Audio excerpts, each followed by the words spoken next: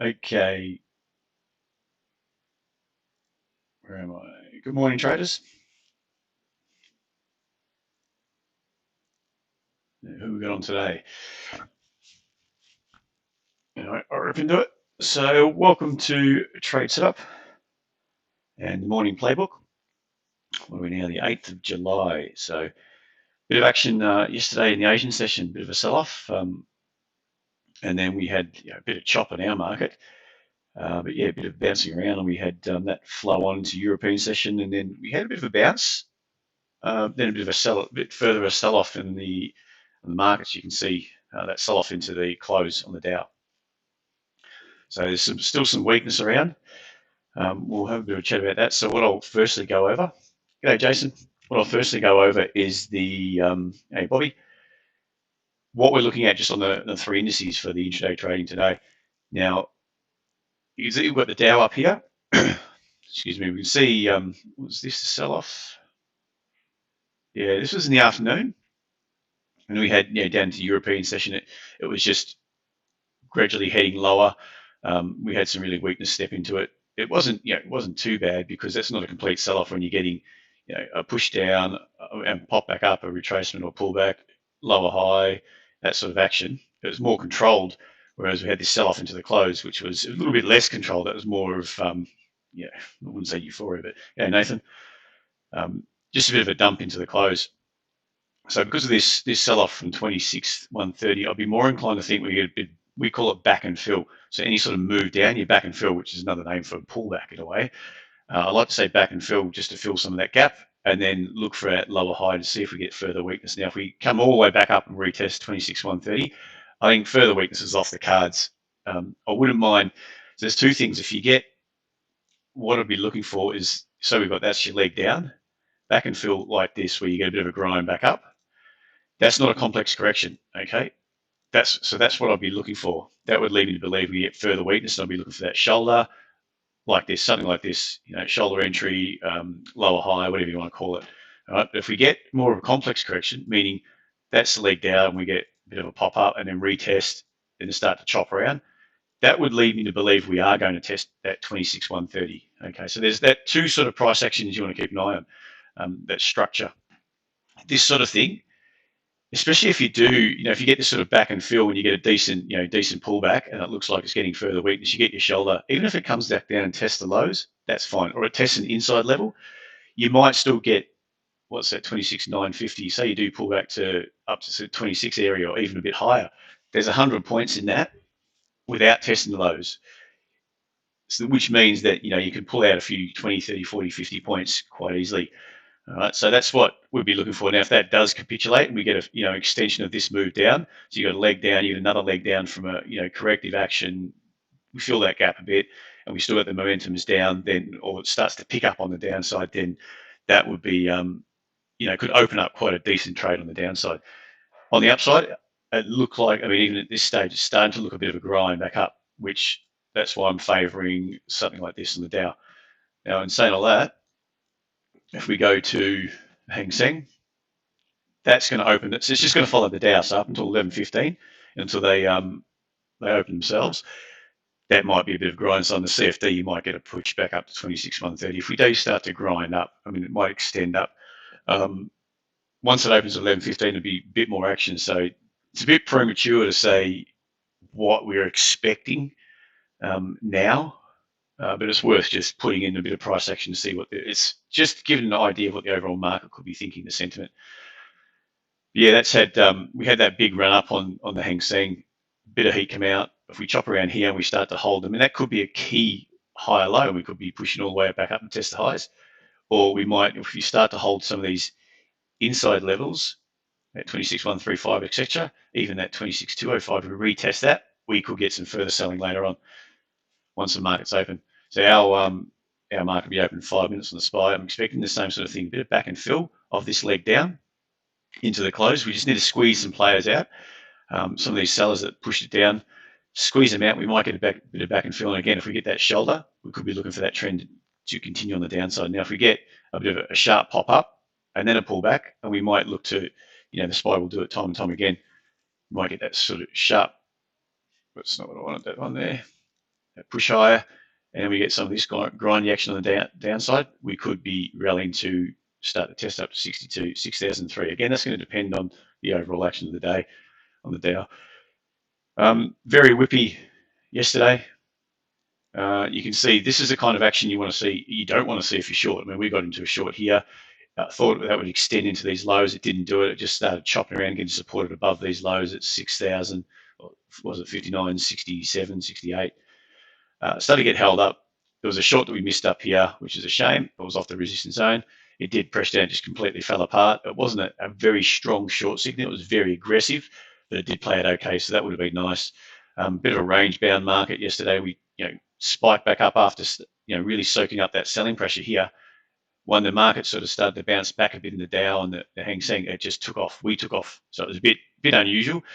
Minor pullback, retest, just flushed those highs, and then we sold off again. Got smacked down into the close. And then obviously you can see what happened after that. All right, let's get quickly over to the indices. Where are we? So on the Dow, you can see that Dow action was weaker on the open because of what's happening in Europe and Asia. Come off this level, 26 to say 300, 26,300, backed off there. I mean, it's not really breaking any anchor to the uptrend anyway. We've got sort of some minor levels here. I mean, you probably extend it out more to that sort of a zone. It doesn't mean we can't just sort of test that and bounce straight back up again, but it has reacted off that zone. The trend is still up. We may need to take some heat out of the action at the moment and repair. If the bull's going to be right, we may need a bit of a pullback just to correct, because there's a lot of negative news at the moment. This one here is the Dow Index. Okay, what we're looking at now. The one before was on, if you mean these ones, that's the SPY, Australian SPY 200. That's the Hang Seng, and then the Dow. Dow's just starting to pop up now. Interesting. All right, so we may get, on the Dow, it may be a bit of a push back down and then start to hold that low and then bounce. Don't forget, even though COVID-19 cases are, even though the COVID-19 cases are rising, it's the death toll that's going to be a killer. Now, if the death toll starts kicking off in the US, then there's going to be, I reckon, a big sell-off. I would be expecting that, because then that's the case. There's going to be lockdown, further pressure on companies. I mean, and I don't know if any stimulus is going to help in that respect. Any further talk of stimulus is going to help. At the moment, stimulus is supporting the market. There's further talk of stimulus in the US and Europe as well from the ECB. But we'll see. So if that's the case, we start to bounce back up and there's no real change in the COVID-19 cases in the US and lockdown and all that sort of stuff, then we would expect a bit of a bounce. The bulls are still out in force. There's this corrective action, which you can see, but it's still holding this inside level, which, if it starts to trade back down to here, we could be looking at some issues, because you really should be holding up at a higher level. Okay. The S&P, a different story. It's broken through the highs. We're just in a bit of a pullback mode at the moment. Still, market longer term is holding that trend up. Nothing's really changed. I mean, this trend up is still holding nicely. If you put it there, it could be breaking, but the reason why I favor it across that low, is because it's breaking this high. Now, if we start to push up, we start to pull back and hold a higher level in here, like the Dow, we'll be jamming up. If we start to do this kind of thing, then expect that to take us up through this high. Okay, a continuation trade higher. But again, we still need to see some action. There's a bit of nervousness around, but it's probably more nervousness of people locking away gains than fearful that we're in a big sell-off at the moment. Or we're going to see a big sell-off. Now, again, I don't know if it's going to happen hard and fast, but we'll see. Look at the XJO, which is the ASX 200, the Aussie market. We pushed up there. We're consolidating still above that 6,000 level, okay, or around about 6,000. We're consolidating that zone, which is the previous highs. Now, that's a good sign for the bulls. We may back off a bit today. We may flush. I mean, the market may need to flush a bit lower to reset and go up. But at the moment, that's not a bad sign from the bulls. It means that we're following the US. We're still looking relatively strong. and we're not too concerned about the new cases and the new lockdown. Now, if that starts to, I mean, this could start to play out slowly. We've still got this bullish action. They've jammed it up through that resistance. And if we start to go into lockdown again in the US and things get out of hand, then yeah, of course, we're going to have a bit of that fear-driven sell-off. But at the moment, we all look fairly content with the action at the moment, with the bullish action. And if we start to hold these MAs and start to look to perk up again, then you start to attack those 6100, 6200 level and potentially higher. Just over the dollar index, that's a pretty key. We know that's a key thing everyone's following. Bit of a bounce yesterday, which is interesting. I mean, let me just adjust that. You can see that resistance, it's just broken. It didn't really get into this zone at 96.45 thereabouts, which we're talking about the last few days, this support zone through here, but it doesn't have to test it to be correct. It can hold a slightly higher level, which suggests that we could be looking at new highs, push back up again. But really, I think the movement on the dollar is to do fear-driven on the upside. If it starts to really jam high on the upside, then that'll be a fear-driven market, and you'd expect that the equities are starting to sell off. Now, if it's more contained, and there's no sort of fear driving this market, then we may see another push down to these lows. I mean, a bit of a flush push down to these lows. And that rally there was when markets were selling off in the Asian session, the European session yesterday. So if it goes through these lows at 96.75, yeah, we're going to be testing, I would expect, down to 96.45, and then that's bullish for equity markets. Well, they will be bullish by the time it gets down there anyway. Aussie, I mean, the Aussie is choppy up at this zone, 69.70, even it pushed up to the 70 zone. If we just take a step back, you got this 70.50, which we've got our eye on, these highs way up here. Now, I would have expected a more bearish action, but the fact that we're holding up here, and we could be holding up at this inside level. Take that out. Means, there you go. The fact that we're holding up, if we start to chop around here, I mean, it could be choppy action, but longer term, I think the bigger picture is saying that this level is going to hold and we're going to push up to 70.50. All right, so I think we're at a key crux. We've washed that out. You can see these previous highs, these two previous highs back here. We've flushed that out there. We've held it again overnight. Now, the market sold at the US dollar bouncing around. We've got that bounce back up, which is a bit harder than what I expected compared to the US dollar movement, but we got a bit of a sell-off into the close. If that market starts to chop around here, that key lower high, or that retest to 69.75 comes into play, we're going to look at lower levels, and I would expect to see a break through that 69.27 or these lows, which would probably coincide with a bigger pullback. All right, we might, and then maybe down to a move, bit of more of range bound action back down to this zone around 68.50. But it's too early to say. I mean, who's going to win out, the bulls or bears? This high lows are holding. It's holding within this zone, within this range. If we start to hold higher levels, like this, then expect that push up and through, which could take us all the way to 70.50. If not, if this is what's, the bears actually in play, look for that push through.